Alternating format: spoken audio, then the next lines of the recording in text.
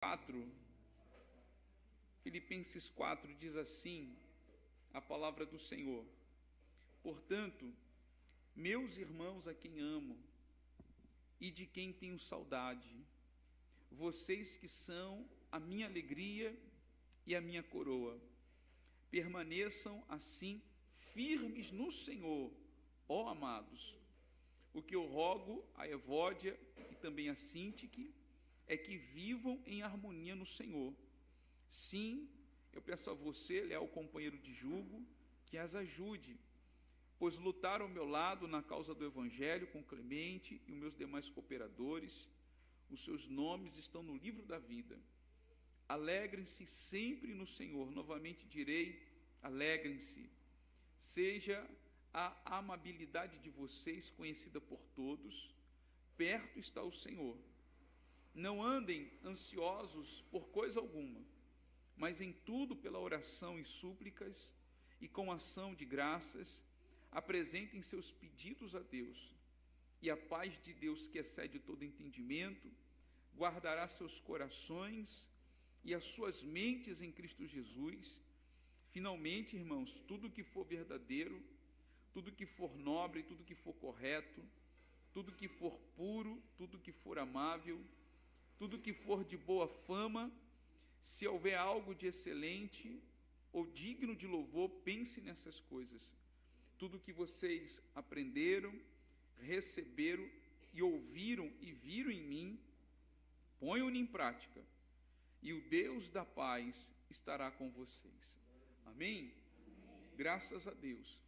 Então, terminando essa carta, nós aprendemos que esta igreja de Filipe era uma igreja muito amada pelo apóstolo, porque esta igreja, ela era parceira, é uma igreja que nunca se esqueceu, né, do apóstolo, sempre cumpriu o dever dela, porque às vezes nós falamos, meus irmãos, de dízimos e ofertas, parece que isso é um favor, não é? Quando na verdade nós temos aprendido pela palavra de Deus que isso é uma obrigação nossa, é um ato de reconhecimento, mas é também uma obrigação nossa como cristão que somos. Não estou falando dos que estão lá fora, eu estou falando da igreja de Jesus, dos crentes salvos em Jesus. É nossa responsabilidade patrocinar a obra de Deus, é nossa responsabilidade cumprir o ID de Jesus, indo pregando a palavra ou patrocinando quem está indo a palavra. A igreja tem o dever de evangelizar o mundo e de anunciar a palavra. Então esta igreja, ela era fiel nesta obra, ela era fiel nesse trabalho em socorrer o apóstolo, que muitas vezes estava sozinho, né, no campo de batalha pregando a palavra, e Paulo tinha muito carinho por esta igreja. Então ele diz assim: portanto, meus irmãos a quem amo, a quem tenho saudade, vocês que são minha alegria e minha coroa, permaneçam assim firmes no Senhor, ó amados. E Paulo, ele traz esta ordenança a esta igreja, a quem ele tem tanto orgulho, esta igreja que caminhava na direção correta. Ele diz assim: permaneçam firmes no Senhor, ó amados. Então, a nossa primeira reflexão: eu preciso estar firme no Senhor. Eu aprendi que essa palavra firme, ela tem um sentido militar. É a mesma palavra usada para o soldado que está na frente da batalha enfrentando o inimigo, e ele precisa estar firme, ele não pode ser covarde, ele não pode estar distraído, ele não pode retroceder, ele precisa estar firme. A igreja, os obreiros, os que foram chamados pelo Senhor, precisam viver a sua vida firme no Senhor. Se você tem obedecido a Deus, permaneça assim. Se você tem sido fiel ao Senhor, como esta igreja era, permaneça assim, firme no Senhor. E eu separei aqui um versículo que eu gosto muito de ler, está aqui em 1 Coríntios, no capítulo 14, 1 Coríntios 15, versículo 58, diz assim o apóstolo à igreja de Corinto: portanto, meus amados, 15:58, 1 Coríntios, portanto, meus amados irmãos, mantenham-se firmes e inabaláveis, sejam sempre dedicados na obra do Senhor. Outra tradução colocou: sejam sempre constantes na obra do Senhor, pois vocês sabem que no Senhor o trabalho de vocês não é inútil. E aqui eu entendo, tanto aqui quanto em Filipenses, onde nós estamos lendo, eu entendo que o apóstolo, ele quando escreve para que a igreja permaneça firme, é porque o diabo ele se levanta para parar o obreiro. O diabo ele se levanta para tentar impedir aquele que está fazendo a obra, deixar de fazer a obra. Nós temos um adversário sagaz, nós temos um inimigo que é chamado de o tentador, nós temos o pecado que está sempre nos rodeando, nós temos o mundo hostil, nós temos as propostas. Então, eu preciso estar firme e inabalável na presença do Senhor, sempre constante, sempre dedicado na obra de Deus.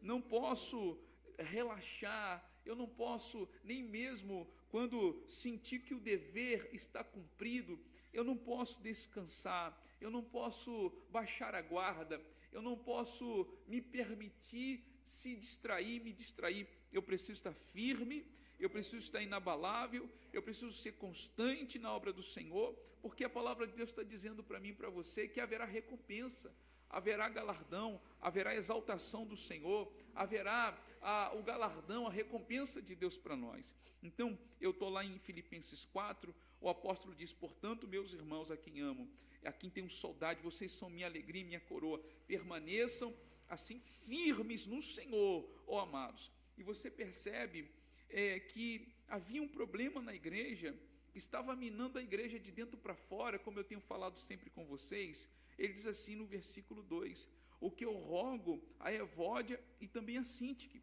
Então ele está dizendo: sejam firmes.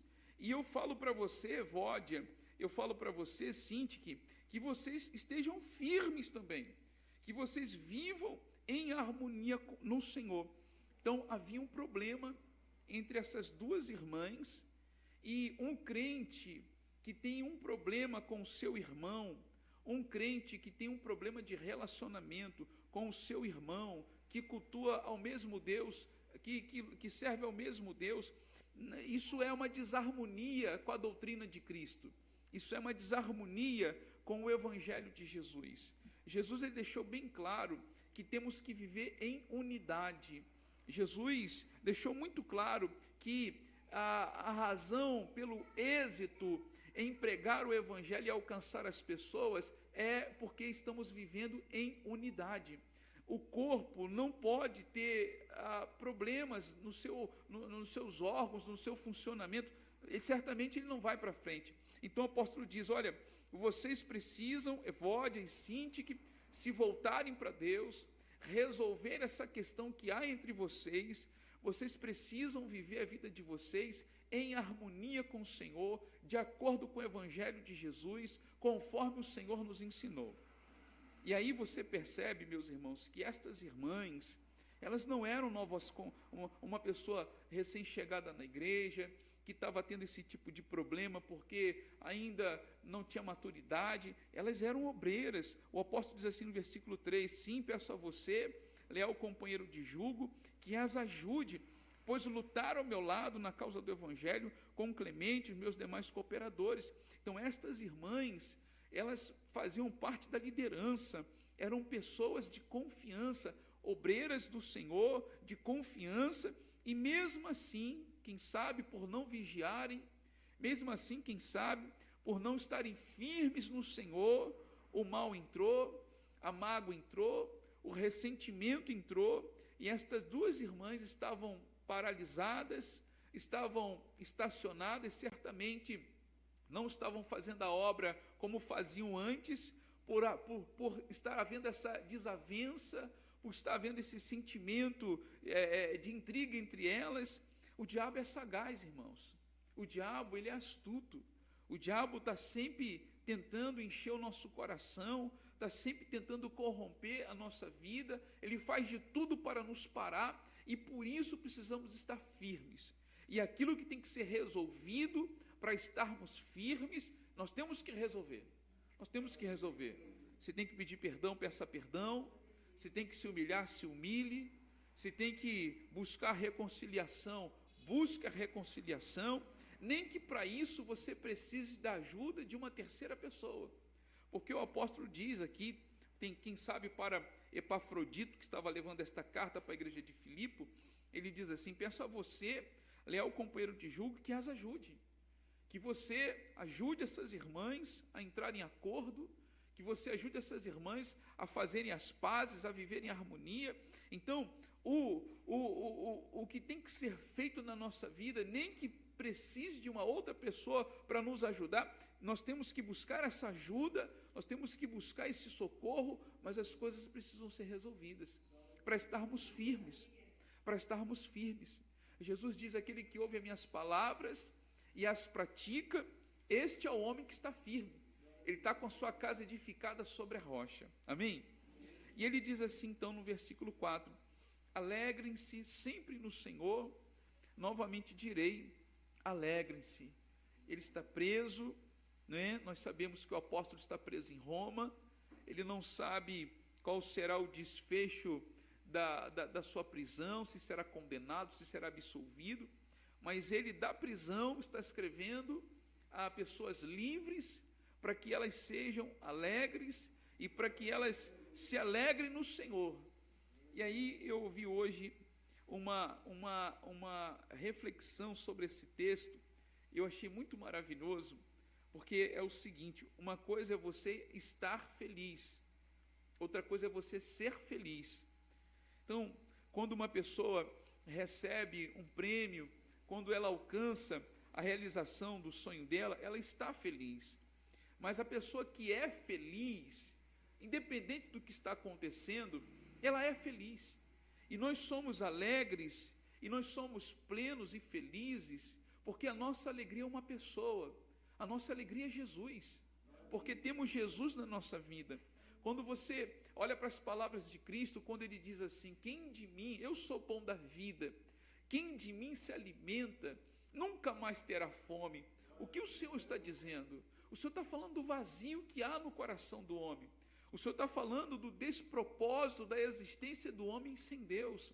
Mas quando encontramos Cristo, ou melhor, quando Cristo nos encontrou, nos resgatou e nos salvou, e o Espírito Santo passou a habitar dentro de nós, não há mais vazio, há um propósito, há uma razão para a nossa existência. Vivemos para a glória de Deus, vivemos para servir e adorar o nosso Senhor.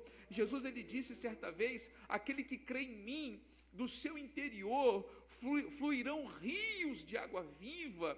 E o Senhor disse isso falando do Espírito Santo que habitaria no coração dos salvos. Então, meus amados, nós temos o Espírito Santo, que também é chamado de um Espírito Consolador, que também é chamado de Conselheiro. Ele está dentro de nós, esse rio de água viva jorra dentro de nós. A palavra diz que o nosso Deus, esse Deus que habita dentro de nós, Ele é o Deus de toda consolação, que nos consola em toda a nossa tribulação. E além do mais, a palavra ainda diz para nós em Romanos 5, que nós estamos felizes e plenos porque fomos reconciliados com o nosso Deus. Nós somos reconciliados com o nosso Deus, e hoje Ele é o nosso Pai, nós somos seus filhos. Então, nós devemos nos alegrar, devemos nos regozijar no Senhor, ainda que algumas coisas não estejam dando certo, ainda que algumas aflições estejam nos assolando, nós podemos e devemos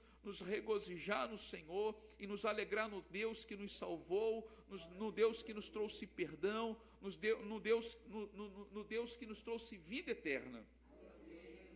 E aí ele diz assim no versículo 5: seja a amabilidade de vocês conhecida por todos, perto está o Senhor.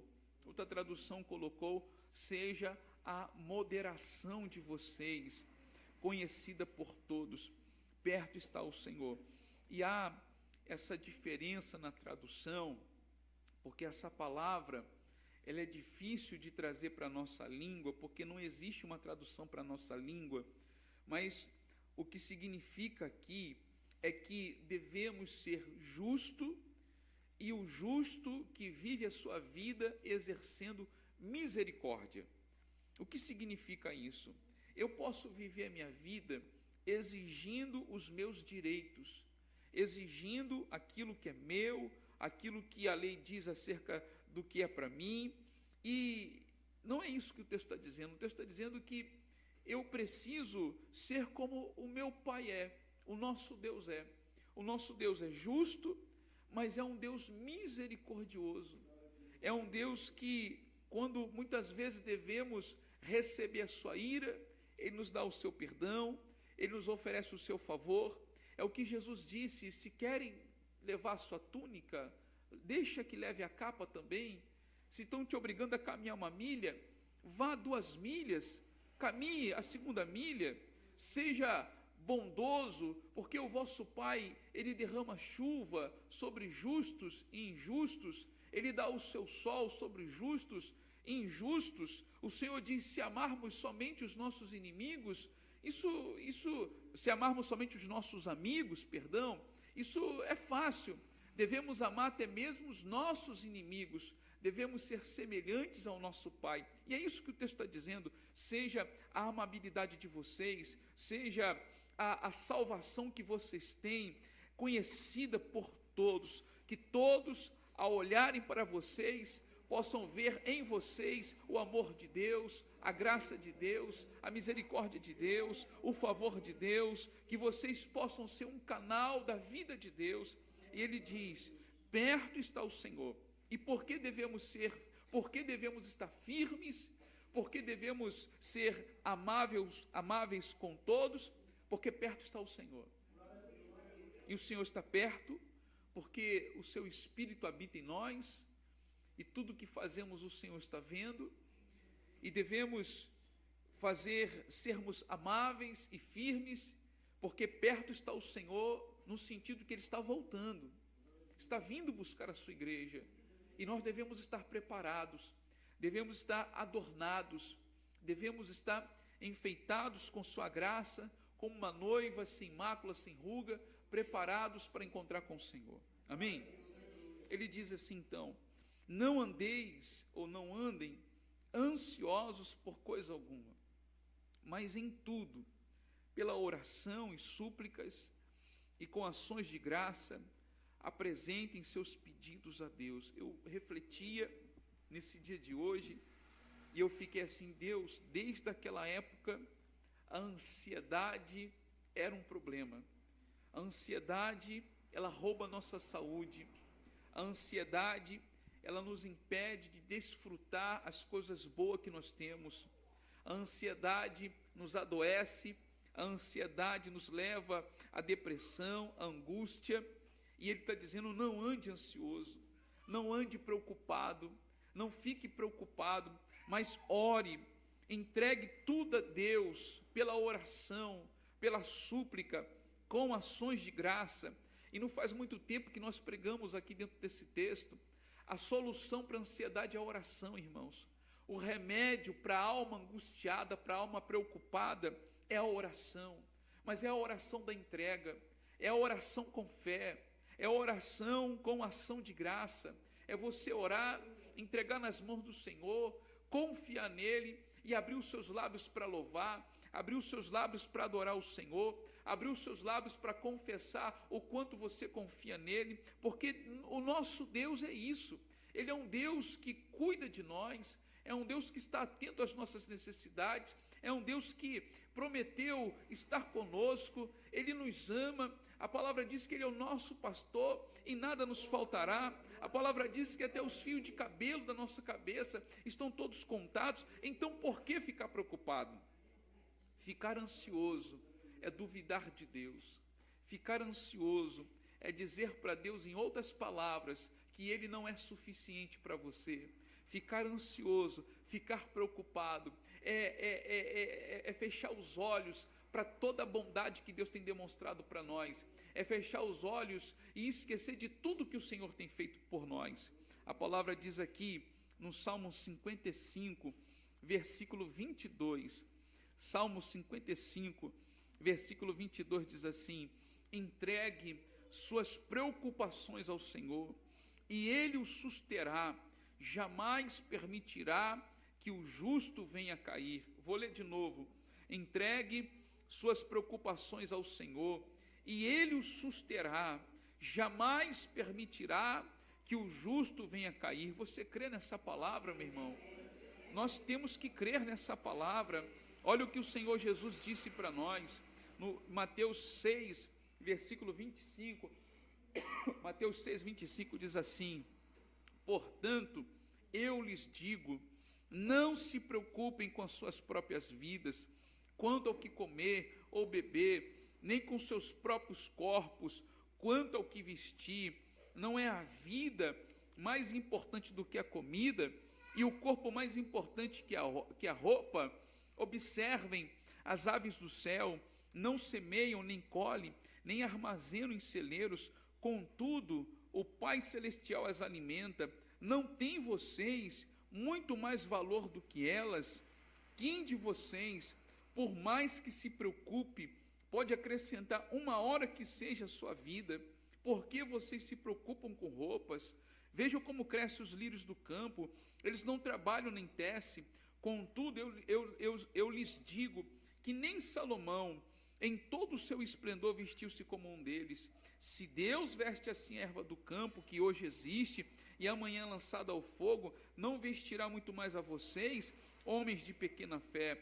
Portanto, não se preocupe dizendo que vamos comer, ou que vamos beber, ou que vamos vestir, pois os pagãos é que correm atrás dessas coisas, mas o Pai Celestial sabe que vocês precisam delas. Busquem, pois, em primeiro lugar o reino de Deus, a sua justiça, e todas estas coisas lhe serão acrescentadas. Você crê nessa palavra, meu irmão? Você precisa crer nessa palavra. Ainda diz aqui em 1 Pedro, no capítulo 5, no versículo 7, diz assim a palavra do Senhor. Vamos ler no versículo 6, 1 Pedro 5, 6. Portanto, humilhem-se debaixo da poderosa mão de Deus, para que Ele os exalte no tempo devido. Lancem sobre Ele toda a sua ansiedade, lancem sobre Ele toda a sua ansiedade, porque Ele tem cuidado de vocês, porque Ele cuidará de vocês. Você crê nessa palavra, meu irmão? Nós precisamos crer nessa palavra. E aqui em Filipenses 4, 6 está dizendo: não andem ansiosos por coisa alguma, mas em tudo, pela oração e súplicas e com ações de graça, apresentem os seus pedidos a Deus. E a palavra diz no versículo 7, e a paz de Deus, que excede todo entendimento, e a paz de Deus, que excede todo entendimento, guardará os seus corações e as suas mentes em Cristo Jesus. E em João, no Evangelho de João, no capítulo 14, no versículo 1, diz assim: não se turbe o vosso coração, credes em Deus e credes também em mim. E no versículo 27, o Senhor diz assim: deixo-lhes a paz, a minha paz lhes dou, não a dou como o mundo a dá. Não se perturbem os seus corações, nem tenham medo. A palavra está dizendo aqui então que a paz de Deus, e nós aprendemos que esta paz ela não é humana, esta paz não segue a lógica, não segue o curso natural, porque dentro do curso natural a pessoa tem paz quando o problema é resolvido, a pessoa tem paz quando as coisas estão dando certo, mas para o Filho de Deus, quando ele ora, quando ele entrega as coisas nas mãos de Deus, quando ele confia, ele sente paz antecipada, ele sente paz antes mesmo das coisas se resolverem. Ele pode ter o seu coração cheio da paz de Deus, essa paz que Jesus disse: eis que vos dou a paz, não como o mundo a dá. A paz de Deus, a paz de Cristo, excede todo entendimento. E nesta noite, eu quero dizer para você, o Senhor quer encher o seu coração de paz. Deus não quer ver você preocupado, Deus não quer ver você ansioso, Deus não quer ver você triste, Deus não quer ver você entregue aos medos, Deus não quer ver você com medo do amanhã, Deus não quer ver você com medo das circunstâncias. Entrega teu caminho ao Senhor, entrega a tua vida nas mãos de Deus, e o Espírito Santo encherá o seu coração de paz, e Jesus Cristo te dará paz, e esta paz encherá o seu coração, e como diz aqui o texto, ela guardará o seu coração e a sua mente em Cristo Jesus. E essa palavra guardar, ou guardará, ela também tem um sentido militar. A origem dessa palavra, ela tinha a ver com os guardas que ficavam na porta da cidade, que ficavam sobre os muros da cidade, e esses guardas ficavam ali protegendo quem entrava e quem saía. Eles não deixavam entrar o inimigo, eles não deixavam entrar na cidade o estranho. É a mesma palavra. Esse texto está dizendo que a paz de Deus vai montar guarda na porta do teu coração, e não vai deixar mais o medo entrar, e não vai deixar mais a angústia entrar, e não vai deixar mais a ansiedade entrar. A paz de Deus vai ser um escudo, a paz de Deus vai ser uma proteção, a paz de Deus vai ser um remédio, a paz de Deus vai ser um óleo sobre você, que vai te proteger, que vai te guardar. Louvado seja o Senhor. E eu termino com esses 2 últimos versículos, finalmente, porque o apóstolo está falando de ser firme, o apóstolo está falando sobre resolvermos os nossos problemas de relacionamento, o apóstolo está falando sobre sermos sal, sermos luz, a nossa amabilidade conhecida por todos, não viver preocupado. E diz, finalmente, irmãos, tudo que for verdadeiro, tudo que for nobre, tudo que for correto, tudo que for puro, tudo que for amável, tudo que for de boa fama, se houver algo de excelente ou digno de louvor, pense nessas coisas. A nossa mente é um campo de batalha. O diabo não pode tocar na nossa vida, mas ele é o tentador que sugestiona, que lança pensamentos.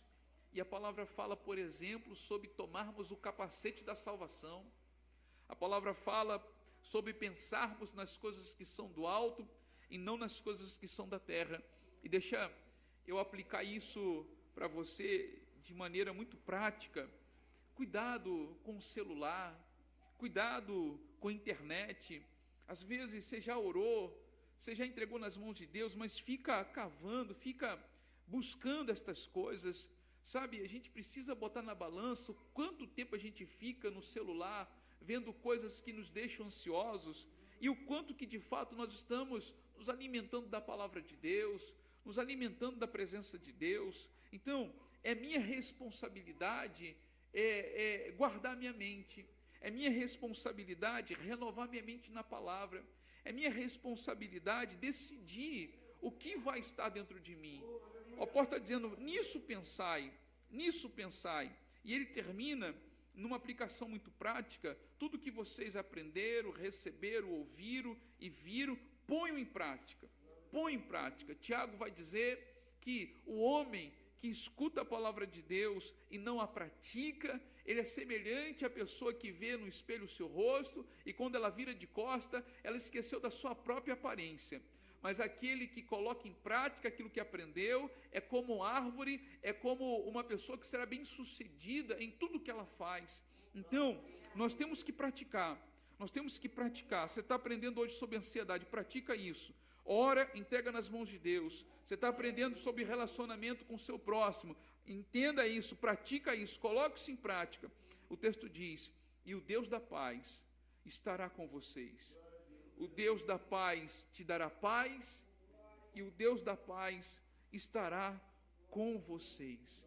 Louvado e bendito seja o Senhor, louvado seja Deus, louvado seja o nosso Senhor Jesus Cristo, que morreu na cruz por nós e nos abriu este vivo e novo caminho, nos deu acesso a este trono de graça e de misericórdia, a qual podemos chegar e achar socorro e achar misericórdia para a nossa vida. Louvado seja